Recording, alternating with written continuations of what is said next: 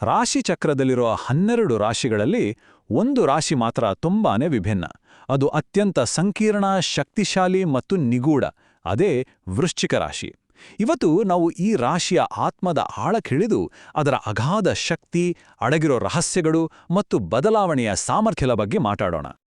ನೋಡಿ, ಈ ಒಂದು ಲೈನ್ ಇದೆಯಲ್ಲ, ಇದು ವೃಶ್ಚಿಕ ರಾಶಿಯವರ ಇಡೀ ವ್ಯಕ್ತಿತ್ವವನ್ನೇ ಹಿಡಿದಿಡುತ್ತೆ. ಅವರು ನಮ್ಮನ್ನು ನೋಡ್ತಾನೇ ಇರ್ತಾರೆ, ಆದರೆ ನಮಗದು ಗೊತ್ತೇ ಆಗೋದಿಲ್ಲ. ಯಾಕೆಂದ್ರೆ ಅವರು ಅದೃಶ್ಯ ವೀಕ್ಷಕರು. ಇದು ಅವರ ಶೋಧನೆಯ ಆರಂಭ ಅಷ್ಟೇ. ಈ ವಿಶ್ಲೇಷಣೆಯಲ್ಲಿ ನಾವು ವೃಶ್ಚಿಕ ರಾಶಿಯವರ ಮನಸ್ಸಿನ ಮೂಲಕ ಒಂದು ಪ್ರಯಾಣ ಮಾಡೋಣ. ಅವರ ಆ ನಿಗೂಢ ನೋಟದಿಂದ ಶುರುವಾಗಿ ಫಿನಿಕ್ಸ್ ಪಕ್ಷಿಯಂತೆ ಅವರು ಮತ್ತೆ ಹುಟ್ಟಿ ಬರುವವರೆಗಿನ ಸಂಪೂರ್ಣ ಜರ್ನಿನ ನೋಡೋಣ. ಸರಿ, ಹಾಗಾದ್ರೆ ಮೊದಲು ವೃಶ್ಚಿಕ ರಾಶಿಯವರ ಅತ್ಯಂತ ಪ್ರಮುಖವಾದ ಗುಣದ ಬಗ್ಗೆ ಮಾತಾಡೋಣ. ಅದೇ ಅವರ ಅದ್ಭುತವಾದ ವೀಕ್ಷಣಾ ಶಕ್ತಿ. ಇವರನ್ನ ಮೌನ ವೀಕ್ಷಕರು ಅಂತ ಯಾಕೆ ಕರೀತಾರೆ ಅಂದ್ರೆ, ಇವರು ತಮ್ಮ ಸುತ್ತ ನಡೆಯೋ ಪ್ರತಿಯೊಂದು ಸಣ್ಣ ವಿಷಯವನ್ನು ಗಮನಿಸ್ತಾ ಇರ್ತಾರೆ. ಜನರನ್ನು, ಸಂದರ್ಭಗಳನ್ನ ಎಂಥ ನಿಖರವಾಗಿ ಅಳಿತಾರೆ ಅಂದ್ರೆ ನಂಬೋಕೂ ಆಗಲ್ಲ. ಆದರೆ ತಮ್ಮ ಮನಸ್ಸಲ್ಲಿ ಏನಿದೆ ಅಂತ ಒಂದು ಸಣ್ಣ ಸುಳಿವನ್ನು ಬಿಟ್ಕೊಡಲ್ಲ. ಅವರ ಮೌನ ಅಂದ್ರೆ ಸುಮ್ಮನೆ ಇರೋದಲ್ಲ, ಅದು ಮಾಹಿತಿ ಕಲೆ ಹಾಕೋ ಒಂದು ಸ್ಟ್ರಾಟಜಿ. ಈ ಗಾದೆ ಮಾತಿದೆಯಲ್ಲ, ವೃಶ್ಚಿಕ ರಾಶಿಯವರಿಗೆ ಹೇಳಿ ಮಾಡಿಸಿತು. ಮೇಲೆ ನೋಡಕ್ಕೆ ಏಕ್ದಮ್ ಶಾಂತವಾಗಿ ಸಮುದ್ರದ ಥರ ಕಾಣ್ತಾರೆ, ಆದರೆ ಆ ಶಾಂತತೆ ಕೆಳಗೆ ಭಯಂಕರವಾದ ಭಾವನೆಗಳ ಸುನಾಮಿನೇ ಇರುತ್ತೆ. ಈ ಒಳಗಿನ ಬೆಂಕಿನೇ ಅವರ ಪ್ಯಾಷನ್, ದ್ವೇಷ ಮತ್ತೆ ಅವರ ಗುರಿಗಳನ್ನ ಮುನ್ನಡೆಸೋದು. ಇವ್ರನ್ನ ಯಾಕೆ ರಾಶಿಚಕ್ರದ ಪತ್ತೇದಾರಿ ಅಂತಾರೆ ಗೊತ್ತಾ?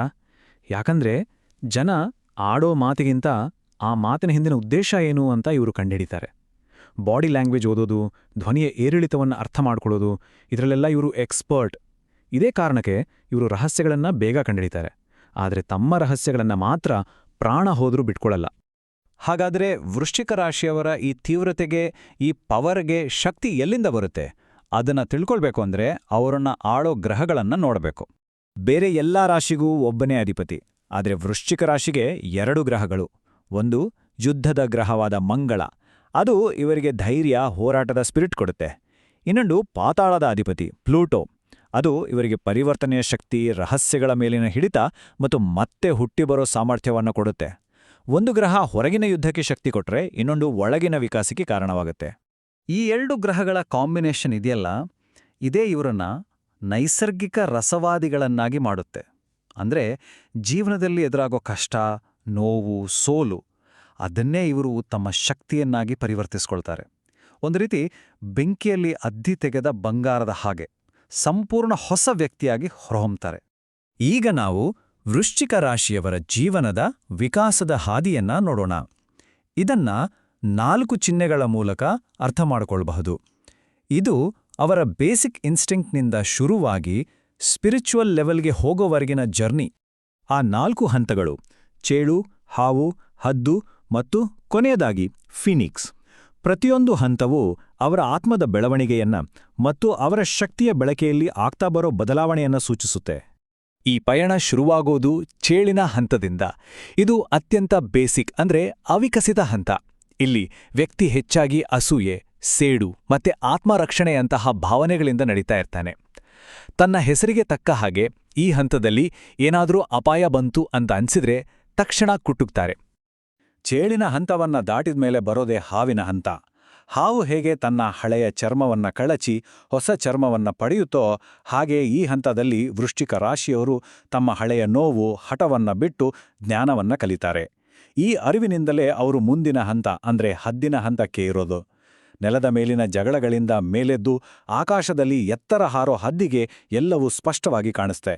ಈ ಹಂತದಲ್ಲಿ ಅವರು ದೊಡ್ಡ ಚಿತ್ರಣವನ್ನು ನೋಡ್ತಾರೆ, ಬೇರೆಯವರಿಗೆ ಕಾಣಿಸದ ಸತ್ಯಗಳನ್ನು ಗ್ರಹಿಸಬಲ್ಲ ಶಕ್ತಿಶಾಲಿ ನಾಯಕರಾಗ್ತಾರೆ. ಆದರೆ ಪ್ರತಿಯೊಂದು ದೊಡ್ಡ ಶಕ್ತಿಗೂ ಒಂದು ನೆರಳು ಇದ್ದೇ ಇರುತ್ತೆ ಅಲ್ವಾ? ಹಾಗೆ ವೃಶ್ಚಿಕ ರಾಶಿಯವರ ಈ ತೀವ್ರವಾದ ಸ್ವಭಾವಕ್ಕೂ ಒಂದು ಕರಾಳ ಮುಖವಿದೆ. ಹಾಗಾದರೆ ಈ ಅಗಾಧ ಶಕ್ತಿ, ಈ ತೀಕ್ಷ್ಣ ಬುದ್ಧಿ, ಇದರ ಇನ್ನೊಂದು ಮುಖ ಯಾವುದು? ಏನು ಅದರ ಡಾರ್ಕ್ ಸೈಡ್? ವೃಶ್ಚಿಕ ರಾಶಿಯವರ ಡಾರ್ಕ್ ಸೈಡ್ ಅಂದ್ರೆ ಸೇಡು ತೀರಿಸ್ಕೊಳ್ಳೋ ಮನೋಭಾವ. ಇವರು ಮನಸ್ಸಲ್ಲೇ ಒಂದು ದ್ವೇಷದ ಪುಸ್ತಕ ಇಟ್ಕೊಂಡಿರ್ತಾರೆ.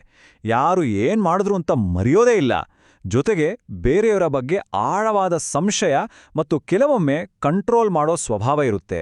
ಅಷ್ಟೇ ಅಲ್ಲ, ಸಾವು, ಅತೀಂದ್ರಿಯ ಶಕ್ತಿಗಳಂತಹ ವಿಷಯಗಳ ಬಗ್ಗೆ ಇವರಿಗೆ ಒಂದು ರೀತಿ ಆಕರ್ಷಣೆ. ಈ ಮಾತು ಎಲ್ಲವನ್ನೂ ಹೇಳುತ್ತೆ. ವೃಶ್ಚಿಕ ರಾಶಿಯವರು ಆ ಕ್ಷಣಕ್ಕೆ ಏನೂ ರಿಯಾಕ್ಟ್ ಮಾಡದೇ ಇರ್ಬೋದು, ಆದರೆ ಅವರು ದ್ರೋಹವನ್ನಂತೂ ಖಂಡಿತ ಮರೆಯಲ್ಲ. ತುಂಬಾನೇ ತಾಳ್ಮೆಯಿಂದ ಕಾಯ್ತಾರೆ. ಸರಿಯಾದ ಟೈಮ್ ಬಂದಾಗ ಲೆಕ್ಕಚುಕ್ತ ಮಾಡೇ ಮಾಡ್ತಾರೆ. ಅವರ ತಾಳ್ಮೆ ಇದೆಯಲ್ಲ, ಅದವರ ಕುಟುಕ್ಕಿಂತ ಹೆಚ್ಚು ಅಪಾಯಕಾರಿ. ಇಷ್ಟು ಇಂಟೆನ್ಸ್ ಆಗಿರೋ ಸ್ವಭಾವ ಇವರ ಸಂಬಂಧಗಳ ಮೇಲೆ ಹೇಗೆ ಪರಿಣಾಮ ಬೀರುತ್ತೆ ಬನ್ನಿ ನೋಡೋಣ. ನೋಡಿ, ವೃಶ್ಚಿಕ ರಾಶಿಯವರಿಗೆ ಟೈಮ್ ಪಾಸ್ ಸಂಬಂಧಗಳಲ್ಲಿ ಸ್ವಲ್ಪನೂ ಇಂಟ್ರೆಸ್ಟ್ ಇರಲ್ಲ. ಅವ್ರಿಗೆ ಬೇಕಿರೋದು ಆತ್ಮದ ಮಟ್ಟದಲ್ಲಿ ಬೆಸೆಯೋ ಆಳವಾದ ಸಂಪರ್ಕ. ಪ್ರೀತಿ ಅಥವಾ ಸ್ನೇಹದ ವಿಷಯದಲ್ಲಿ ಇವರದು ಆಲ್ ಆರ್ ನಥಿಂಗ್ ಪಾಲಿಸಿ. ಒಂದೋ ತಮ್ಮ ಸರ್ವಸ್ವವನ್ನು ಕೊಡ್ತಾರೆ ಅಥವಾ ಏನೂ ಕೊಡೋದಿಲ್ಲ. ಬೇರೆ ರಾಶಿಗಳ ಜೊತೆ ಇವರ ಹೊಂದಾಣಿಕೆ ಹೇಗಿರುತ್ತೆ ಅಂತ ನೋಡೋದಾದ್ರೆ, ತಮ್ಮದೇ ಜಲತತ್ವದ ರಾಶಿಗಳಾದ ಕಟಕ ಮತ್ತು ಮೀನದವರ ಜೊತೆ ಇವರ ಇಮೋಷನಲ್ ಕನೆಕ್ಷನ್ ಅದ್ಭುತವಾಗಿರುತ್ತೆ. ಇವರ ಆಪೋಸಿಟ್ ರಾಶಿಯಾದ ವೃಷಭದ ಜೊತೆ ಸ್ವಲ್ಪ ಸವಾಲುಗಳಿದ್ರೂ ಒಂದು ರೀತಿ ಮ್ಯಾಗ್ನೆಟಿಕ್ ಅಟ್ರಾಕ್ಷನ್ ಇರುತ್ತೆ.